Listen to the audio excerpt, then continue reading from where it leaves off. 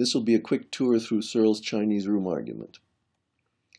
It's based on Searle's paper in BBS and then my critique of the argument. It's about the same question we've been discussing all along: what is cognition?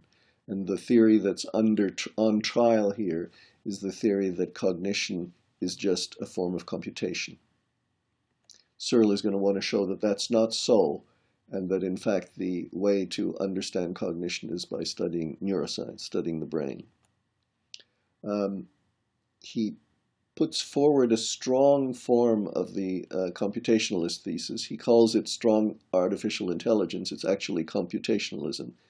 And according to computationalism, cognition is just computation, and therefore, of course, the physical implementation, the hardware, is irrelevant. The physics, the dynamics of the hardware is irrelevant. The only thing that's relevant is which computer program it's implementing. And the Turing test is the decisive test of whether or not the computation has succeeded in generating all of cognition in such a way that people can't even tell it apart from real cognition.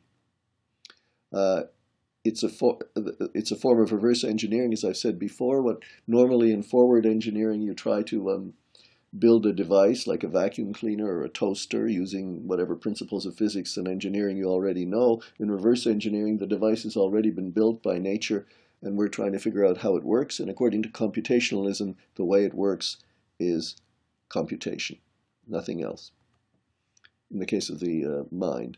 The Turing test, as you know, comes in different versions, and this one is based on the teletype email version of the Turing test. This is really important. What is on trial here is just computation. Is cognition just computation? And if so, if a purely computational model can pass the teletype email version of the Turing test, the pen pal version of the Turing test, does that mean that it understands the way that a real cognizer understands, or at all, whether it understands at all? Underlying it, of course, is the mind-body problem, because the Turing test clearly can capture what the body can do. That's the body part. But the body also understands. It feels like something to understand, language, for example. And the question is that present in the successful passer of the Turing test?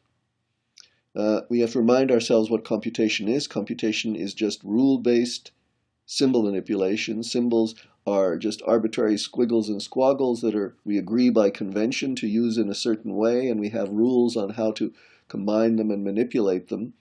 That's the computation. The computation has to be physically implemented in some sort of physical hardware, but the physics of the hardware, the dynamics of the hardware, the analog character of the hardware is irrelevant.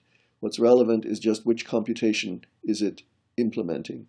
Nevertheless, although the symbols are just squiggles and squaggles manipulated on the basis of their arbitrary shapes, they are nevertheless meaningful, semantically interpretable. We can understand them as meaning something, whether it's arithmetic or English. The words or the symbols have meanings, the combinations have meanings, the propositions have meanings. That's semantic interpretability. But what's important to know is that the computation itself is just syntax. It's just manipulating the symbols on the basis of their arbitrary shapes, not on the basis of their meanings.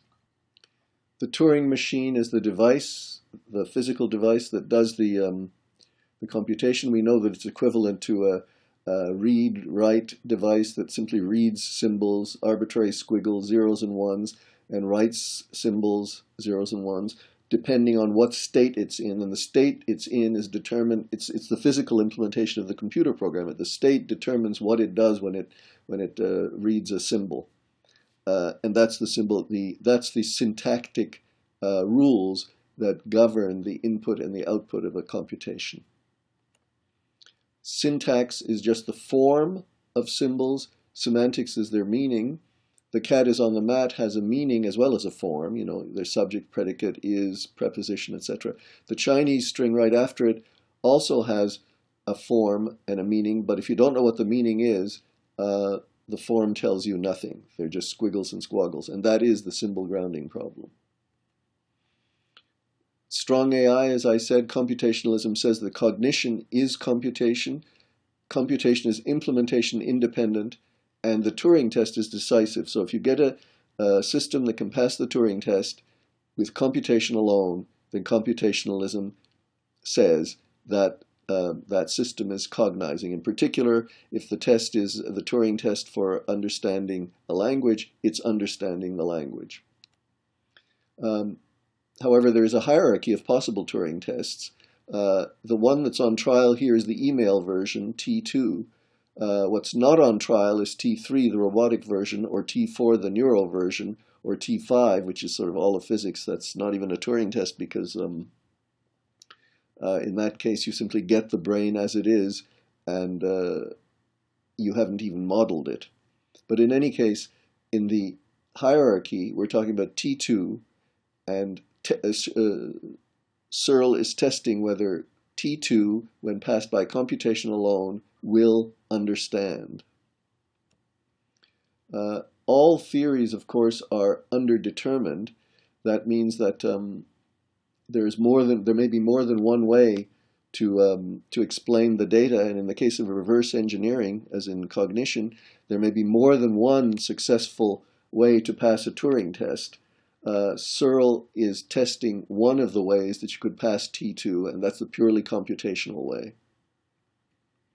There have been lots of objections to Searle's Chinese room argument, which I'll describe in a second, but a non-starter, I think, is the argument about speed, that he could never simulate the Chinese Turing test passing computer program fast enough, and therefore you could catch him out. The fact is that computation is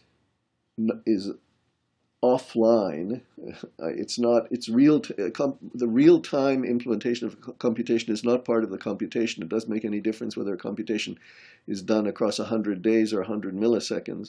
And so invoking time is simply saying that there's something privileged about time over and above the computation itself, and that itself would be an objection to pure computationalism. It would say that, yeah, maybe the mind is a computer program, but only a computer program that's done at the right speed, and therefore the speed is critical to having a mind. Well, that's kind of silly. So let's consider that a not particularly substantive objection to the Chinese room.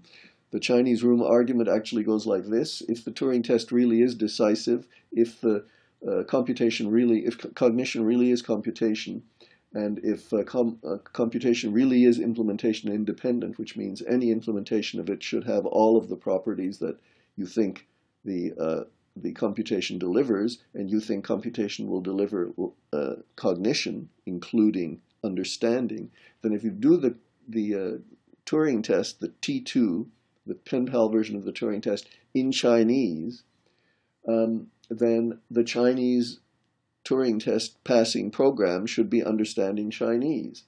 The trouble is that if Searle implemented the same program, doing the same symbol manipulations, he would not be understanding Chinese. And if he wouldn't be understanding Chinese, then neither would the computer program. I think this is if you understand it this way, it's a decisive refutation of computationalism. The system reply, which says it wouldn't be Searle that would be understanding, Searle would just be part of the system, can be easily handled by having Searle memorize all of the symbol manipulation rules, in which case there's nothing else to point to when you're giving pen pal input to the Turing test passing model than Searle, because there's nothing else there. There isn't a system of which he's a part. He is the whole system, and he still doesn't understand Chinese. So until further notice, Searle's Chinese room argument would seem to have refuted computationalism. It is not true that cognition is just computation. However, Searle went too far when he said that what he had proved was two other things: that cognition isn't computation at all. Not just that it's not all computation, but it's not computation at all. That's not true. It could be partly computation. It could turn out that cognition is a hybrid system, which is partly computation and partly not. And second of all, Searle said that the only way, having refuted computation, the only way that you could understand how the mind works is to understand how the brain works and try to figure out how the brain works. That doesn't follow either. That's T4. It's certainly worthwhile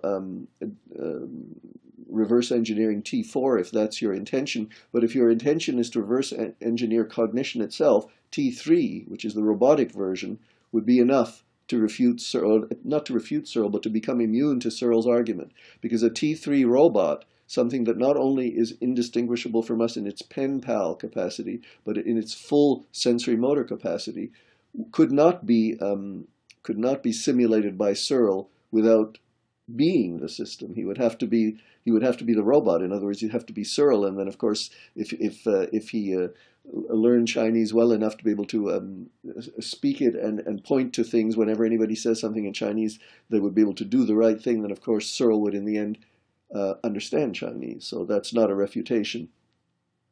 For the T2, he's got a refutation for computation alone. For T3, he has no refutation, and it looks as if T3 might be the right way to figure out what cognition is. The next session will be about Turing's machine, his thesis, and what's missing from this slide is his test.